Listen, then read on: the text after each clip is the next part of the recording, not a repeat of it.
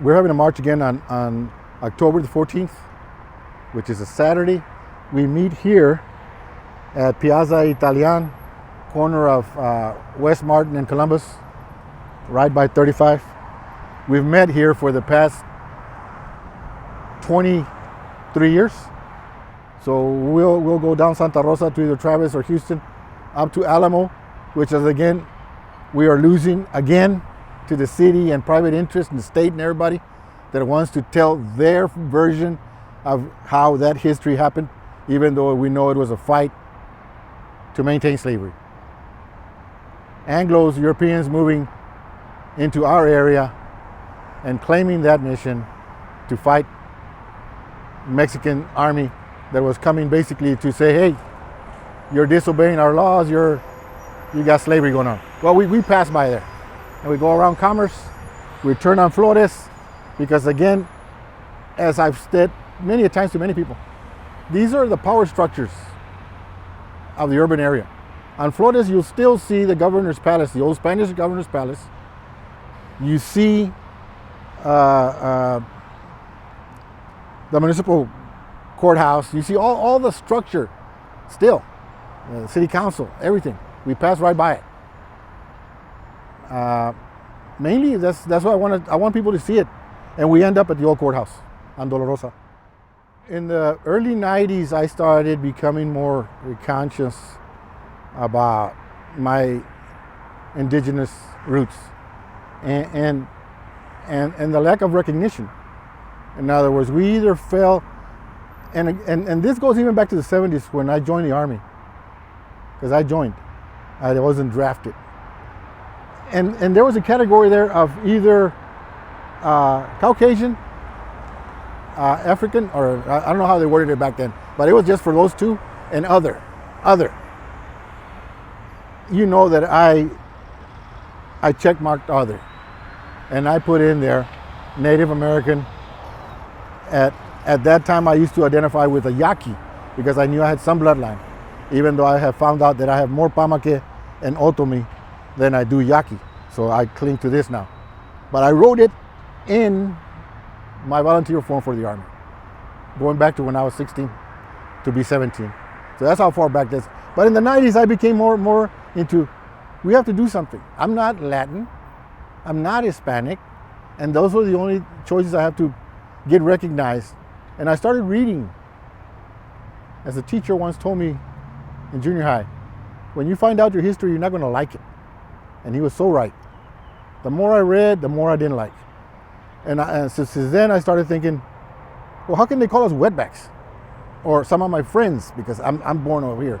But how can we be separated by a river and no longer cousins, no longer, I'm not supposed to have aunts over there. I know they've died by now, by age, but relatives, actual relatives.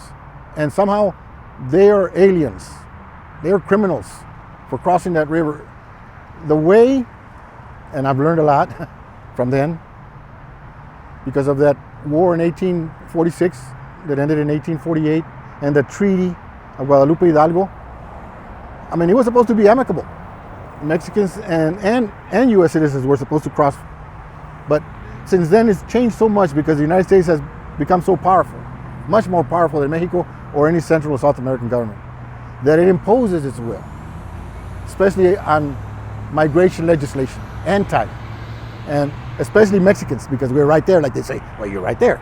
So they make it so difficult. And my eyes look at them and I say, they're my relatives.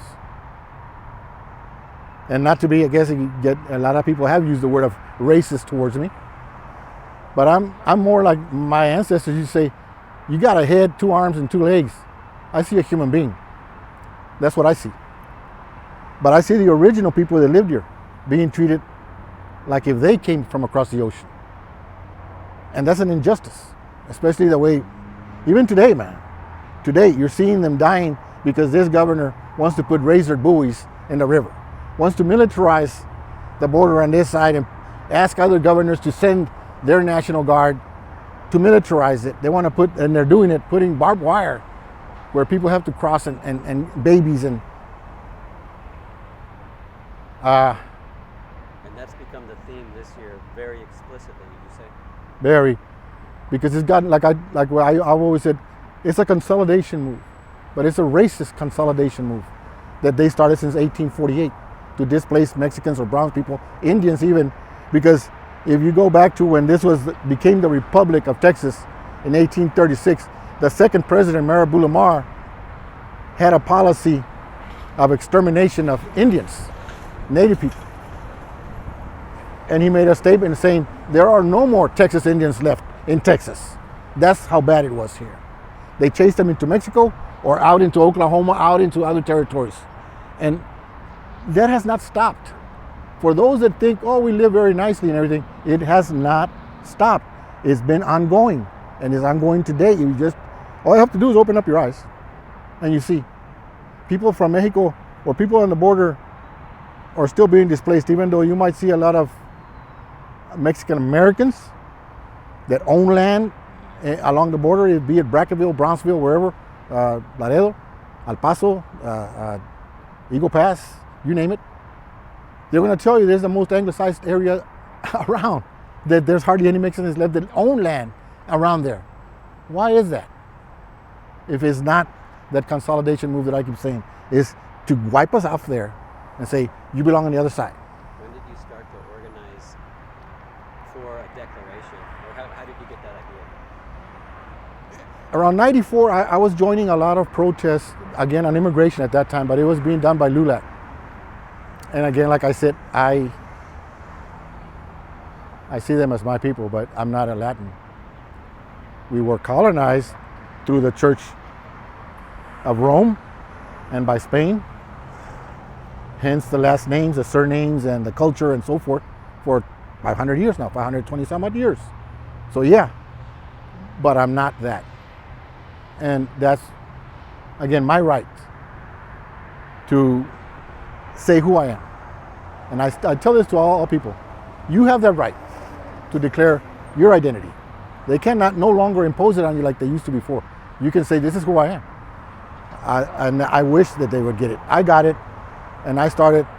Jaime Martinez, who's now long gone, was a friend, became a friend of me, but we were together for some years. And I learned from him on organizing. I didn't think I could do anything. I just thought I'd be a follower. But I learned from him that you can be a leader. We went to Washington in '96 over the same issue, immigration. There were over 200,000 people there calling themselves Hispanics and Latinos. A lot of brown faces that look native to me. If we had that power as Native Americans, we could change things. That's what I thought then. I came back and I started organizing the march. 97, 98. But the first one was Dia la Raza. I asked around, right, who still had control of it, or I didn't want to step on any people's toes. I had learned that much about organizing. You don't do that, right? So found out that it hadn't been done for over 20 years. So I revived it. But as I did that, in organizing the first march, which was very successful, had over 2,000 people attended, mainly students, college students. I was still protesting with Jaime Martinez, Julie Marquez, Henry Rodriguez, all these people that were still big time protesting. And I met Luis Diaz de Leon, who was called the father of Chicanoism. He lived in Laredo. He was an educator. And so he started talking to me about organizing, and at that time I still wasn't very confident.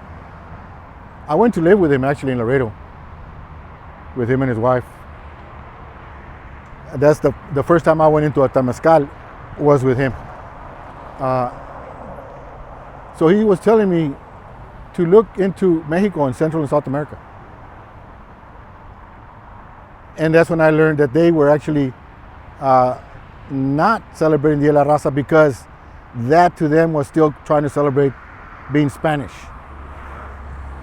So they said what they're celebrating is Indigenous Dignity Day, Día de Dignidad Indígena.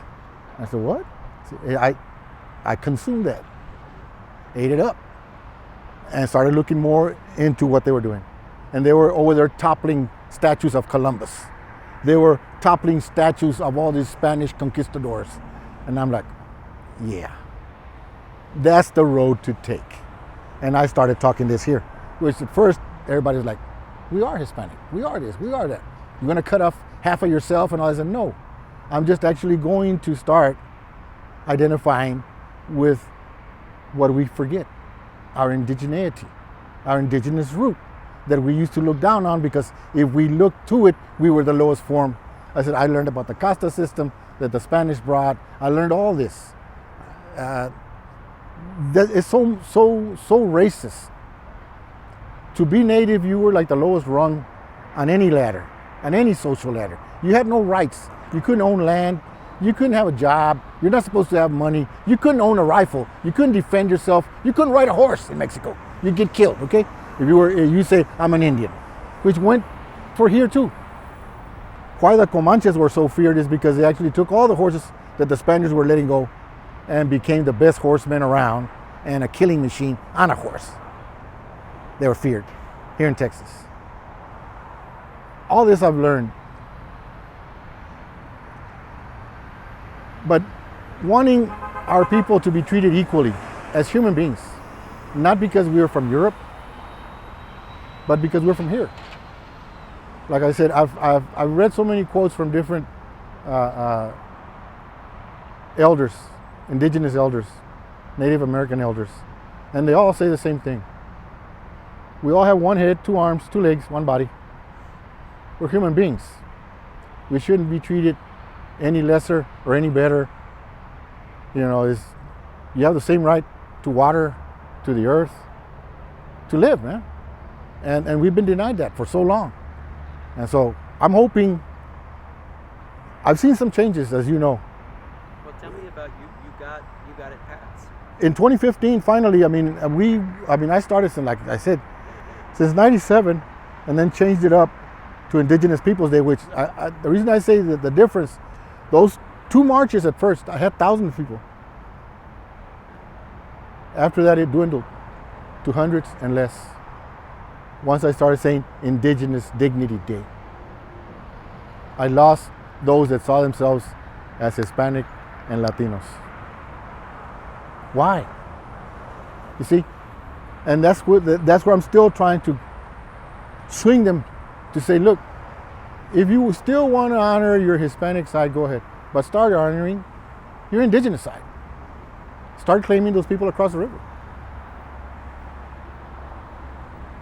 The Chicano movement used to in the late 60s. That's what the whole fight was about. Creating either mythology or true of Aztlán, of the four corners in New Mexico, Colorado, and Utah, and Arizona. All that creation that we once came from there and migrated to Tenochtitlan, all these things, were from the late 60s. I learned them. And I still preach them. Where's our unity? That's what but again, this will be the 25th March. And I've lost a lot of people that participated. Young people there too. Well, I would like younger people to know, and maybe, the fights in education that they want to kill ethnic studies and the BS they put down in social studies and history, and it's lies. It's not even true history. So they want to call it hate speech. It's not hate speech. If they did, then they realize all the hatred that they spread during those years. In 2015, with the help of some city councilmen like Roberto Trevino, and at that time the mayor was Ivy Taylor, one-termer, but we got her to sign it. It says an ordinance, even though it states resolution, but it's an ordinance if you look at it, because it says from now on. It doesn't stay this year and then have to reapply next year. It's from 2015. The city of San Antonio recognizes October 12th as Indigenous Peoples Day. A few years ago, Mayor Nirenberg, who this is on his last term, actually recognized also the second Monday of October, which is a federal holiday associated with the United States government, and the 12th. See? So a lot of people just push for the second Monday because it's a federal holiday, even though I've tried to tell them statewide, Texas doesn't recognize, there's no state holiday. no municipal holiday, which is why we had pushed and pushed and pushed until we got Indigenous Peoples Day. And we want to push it statewide and hopefully change the federal holiday from Columbus to Indigenous Peoples Day if we gain that support. But people have to realize it won't change anything. The fight has to be for the continent, throughout, for all of us. And again, a lot of people say, well, what do you want? I said, I would like an ID card. Intercontinental ID card for Indigenous people to be able to migrate. And I know the problems they had in Africa when they did this, and they redid the borders in Africa and started recognizing their actual boundary lines for the That's tribes. Changing the borders, Yeah. not a visa. Right. Yeah. So I'm not asking for that, Yeah. but I'm asking for that liberal migration right afforded to Indigenous people. That's what I've been asking for. The Statue of Columbus that we kept for years asking to be taken down.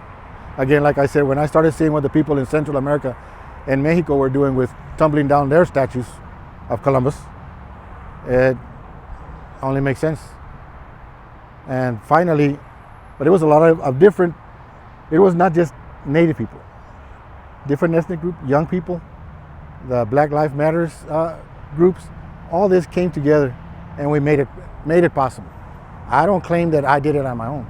I've been the most tenacious, the most stubborn to be coming before the city council and county year after year. But it wasn't just my sole effort. It was all this stuff going on at the same time. It's like, I don't know what you call it, a magic moment or something, when everything came together and it's gone. Now this statue of this guy, that's not St. Francis of Assisi, as you can see. It's St. Francis de Paula still. It's still supposed to be for travelers, in other words, for people on boats. This guy supposedly was arguing with somebody that they had the right to land somewhere. So in other words, it's still trying to say we have the right to be here, which we never wanted to say you don't. But let's be honest, this used to be New Laredo, Little Laredo, right here. This street used to be Concho Street, now named Columbus. The street over there named Plaza Italian used to be Perez Street. So even that is incorrect. They can say it. They did buy this property in 1927, 1928 and owned it till about 1950. But that's about it. Mexicans have lived here for 300 years before that. So to say that they're the original inhabitants is wrong. And before the Mexicans, to say Mexico is a republic or Mexico is an empire was here, this was Coahuiltecan land for 17,000 years, as paleontologists and archaeologists are finding out. When they dig up over there where they're trying to tear down those trees, that museum, the Whitty Museum that's in front of it on Broadway, has a lot of shards and a lot of remains that they keep digging up, dating back 13,000 years, 17,000 years, okay? And so to say we were not here, and that these are the original inhabitants, because you know, this is San Pedro Creek, we call Yanaguana. There once was a lake where you have San Pedro Park because of the springs and the blue hole that is at the incarnate word that you call. All those were springs and they fed the lake that was here all the way up to here, okay? This is sacred land to us that know our history. Those that don't know it, you know, what can I say? I'm trying to teach you before I go. Because as my elders have always said, we're not here forever. We're just passing through. We're temporary. So some people can say, well, what does it matter what we do? And Abraham kind of says, because of that, it does matter what we do. We're only here for a short time. Let's do something. The impetus of this march is to recognize indigenous human rights and that specific indigenous human right of migration. I would love for all people to recognize the humanity in indigenous people. We have the right of migration. The United Nations already, this was written years ago, decades ago. United States is one of the few governments that doesn't recognize it. I would like to talk to President AMLO over there, Lopez, and tell him, look, instead of sending those letters for apologies, change your policy. Change your immigration policy towards Guatemala, because that used to be part of Mexico. Okay? Honduras was part of Mexico. Same people. Now they're different nations, but at one time, how do you change the ethnicity? It's the same people. Work on your immigration laws and then argue with the United States about their immigration laws. Apologies are good, but they really only soothe your sentiments. They do nothing in reality. We want legislation changed. Immigration legislation changed. Our legislators to finally start seeing, look at real history. Come on, guys. You're a bunch of college students, law students before you become congressmen. You know real history. And real history should be applied to legislation. You should take it into your mind and say, we need to change these things that have been for 150 years done to everybody. Change it. You have the power, so you're elected. So our march is hopefully to reach somebody's ears, somebody's eyes, somebody's hearts.